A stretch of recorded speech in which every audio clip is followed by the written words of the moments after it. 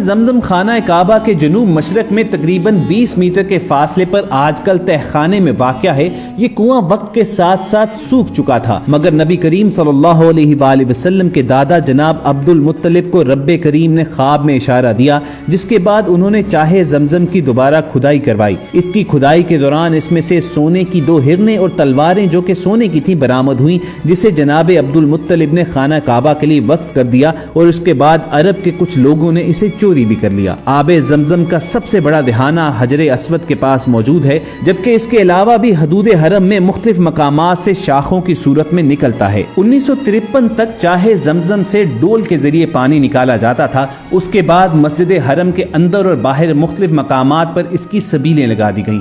زمزم کا پانی مسجد نبوی میں بھی نمازیوں کی ضرورت کے مطابق عام ملتا ہے، اور اس کے علاوہ تمام حجاج اور عمرہ کے زائرین اسے دنیا بھر میں اپنے ہمراہ لے کر جاتے ہیں۔ چاہے زمزم کی دوبارہ کھدائی حضرت عبد المطلب نے کروائی، اور اس کے بعد سے اب تک اس کی لمبائی، چوڑائی اور گہرائی وغیرہ میں کوئی تبدیلی نہیں لائی گئی۔ آب زمزم کے کنویں کی لمبائی 18 فٹ، چوڑائی 14 فٹ جبکہ گہرائی تقریباً 5 فٹ ہے۔ شہر مکہ چاروں طرف سے گرینائٹ چٹانوں کی پہاڑیوں میں گھرا ہوا ہے، اور حرم شریف اس وادی مکہ میں سب سے نچلی سطح پر ہے۔ شہر مکہ مکمل طور پر ریت اور گارے کی تہ پر واقع ہے، اور چاہے زمزم بھی اسی ریت اور گارے کی تہ پر واقع ہے، جبکہ اس جگہ پر پانی سطح زمین سے 40-50 فٹ گہرائی پر ہے۔ آب زمزم پر کی جانے والی ایک تحقیقاتی رپورٹ کے مطابق آب زمزم میں اہم معدنیات مثلاً سوڈیم، کیلشیم، میگنیشیم اور اس کے علاوہ اور بھی بہت سی معدنیات مخصوص مقدار میں پائی جاتی ہیں۔ بلا شبہ آب زمزم سب پانیوں کا سردار اور سب سے زیادہ شرف و مقدر والا چشمہ ہے۔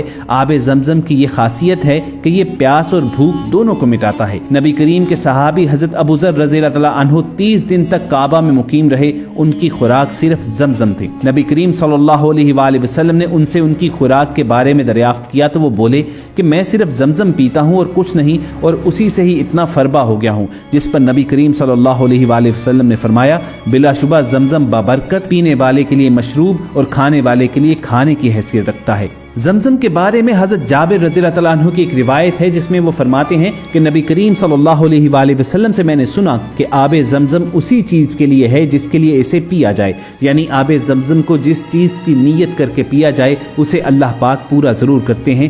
زمزم بیماریوں سے نجات کے لیے مفید ہے، اور اسے لگاتار پینے سے بیماریاں جاتی رہتی ہیں اور اللہ پاک بیماریوں سے شفا عطا کر دیتے ہیں۔ یہ آب زمزم کا ایک بہت بڑا معجزہ ہے۔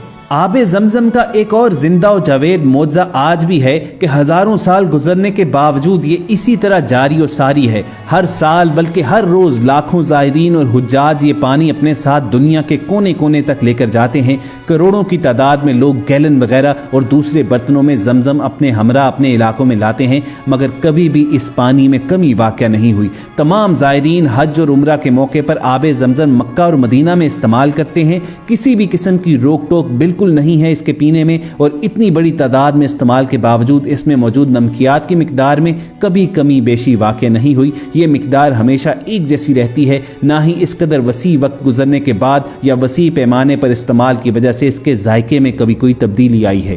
آب زمزم کو ہر جگہ اس کی اپنی اصل حالت میں فراہم کیا جاتا ہے۔ اس میں کبھی کلورین کی ذرہ برابر بھی مقدار نہیں ملائی جاتی۔ اس کے باوجود یہ دنیا میں موجود ہر پانی سے بہترین پانی ہے، اور ہزاروں سال گزرنے کے باوجود چاہے زمزم میں کسی قسم کی جڑی بوٹی یا پودے نہیں اگے، اور یہ کنواں ہر طرح کی حیاتیاتی اور نباتاتی افزائش سے پاک ہے۔ ماضی قریب میں جاپان کے مشہور سائنٹسٹ نے آب زمزم پر کئی ریسرچز کی، اور انہوں نے انکشاف کیا کہ نینو ٹیکنالوجی کی مدد سے آب زمزم پر متعدد تحقیقات کرنے کے بعد یہ معلوم ہوا ہے کہ آب زمزم کے خواص تبدیل کرنا ممکن ہی نہیں ہے۔ عام پانی کے 1000 قطروں میں ڈالے جانے والے آب زمزم کا ایک قطرہ پورے پانی کو آب زمزم جیسا بنا دیتا ہے۔ اس طرح اس کے خواص دوسرے پانی پر ڈومینیٹ کر جاتے ہیں، جس کی اصل وجہ سائنس جاننے سے قاصر ہے۔ جاپان کے سائنسدان ڈاکٹر مسارو ایموتو نے اپنے ایک لیکچر میں انکشاف کیا کہ جاپان میں ایک عرب باشندے سے ملنے والے آب زمزم پر میں نے کئی تحقیقات کی۔ زمزم کے ایک قطرے کا بلور وہ انفرادیت رکھتا ہے جو دیگر کسی پانی میں نہیں ہے۔